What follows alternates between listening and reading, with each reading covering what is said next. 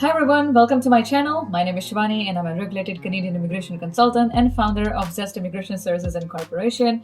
Today in this video, we are going to talk everything about Alberta Opportunity Stream. Stay tuned.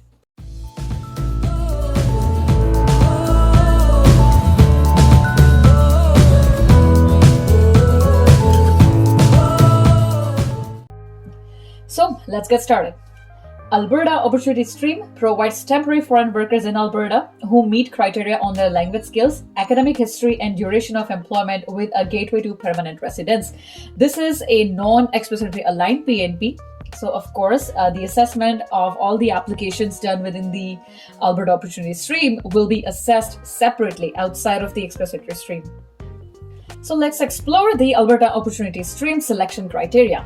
Number 1. Occupation requirements for the Alberta Opportunity Stream. Applicants must be employed in an eligible occupation when the application is postmarked and when the AAIP assesses the application. The AAIP will still check whether candidates are being paid the provincial minimum wage and whether they are being paid the minimum wage for their occupation set out in their LMIA or on Alberta's ALIS website, ALIS. Most jobs with tier categories 0, 1, 2, 3, 4, 5 are considered eligible under this program. However, there are some exceptions. So I hope you're able to see this list on your screen. Here's the list of ineligible occupations under the Alberta Opportunity Stream.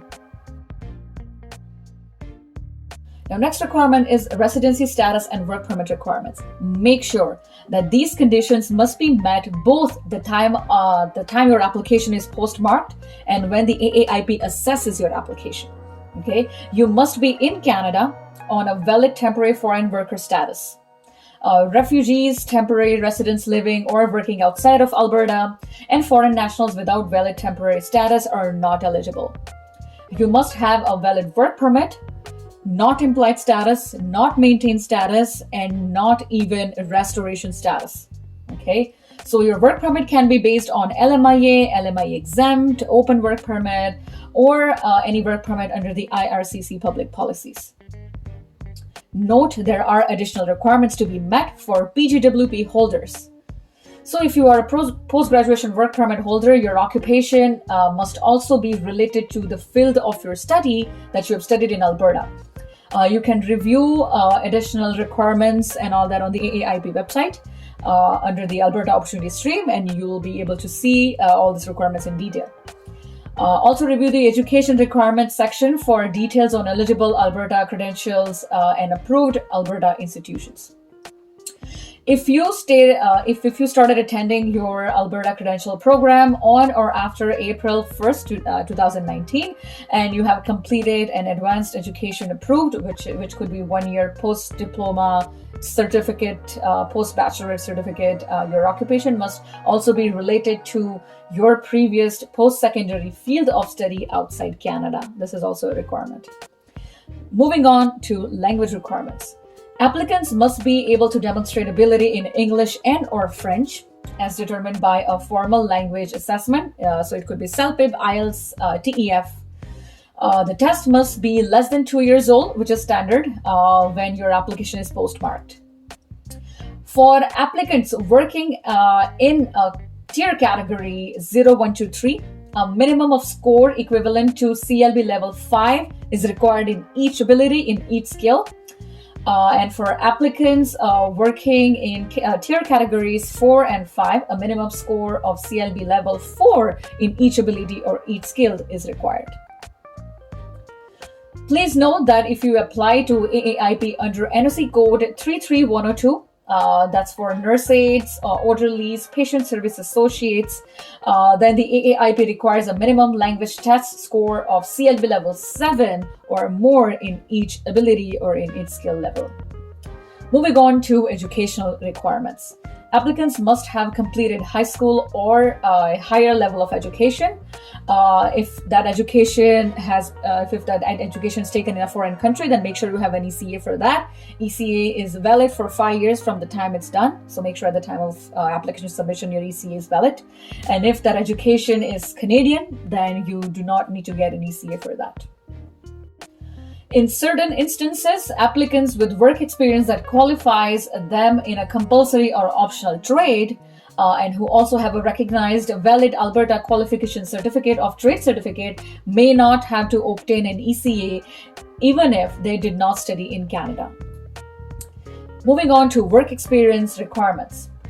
Applicants must have either at least 12 months of full-time work experience in their current occupation in Alberta within the last 18 months, or at least 24 months of full-time work experience in their current occupation in Canada and or abroad within the last 30 months, 30.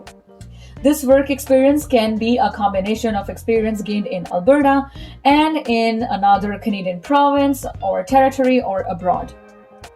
Note that the work must have been full-time. Part-time work will not meet eligibility requirements. So there's no part-time equivalent for this particular program. Make sure your work experience has always been full-time. Now, those were just the eligibility requirements. Now, imagine that you submit your application and you get nominated. What to do after nomination? Step 1, review your nomination package. Your AAIB nomination certificate will be sent to you by email. If you have an authorized representative, that means someone like me, an RCIC, then they will be copied on the same email. We'll also get the copy of that. Also, make sure that you read everything in the nomination package. Step 2, get your permanent residence application ready. After you get your AAIB nomination, you must apply to IRCC as soon as possible. Your nomination is only valid for 6 months. Again, just a quick reminder, this is a non-express entry aligned PNP. This will be assessed outside of the express entry.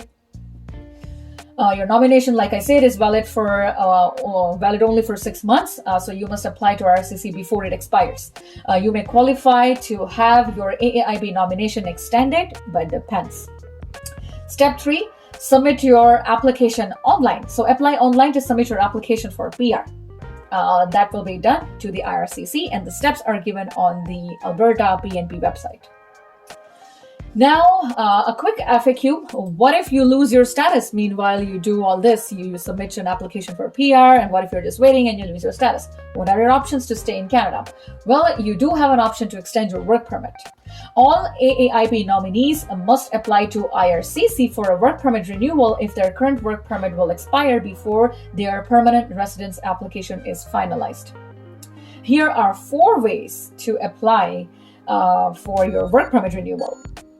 The AAIB recommends that you use the first 3 options and not the 4th one, but we'll definitely go through all of them.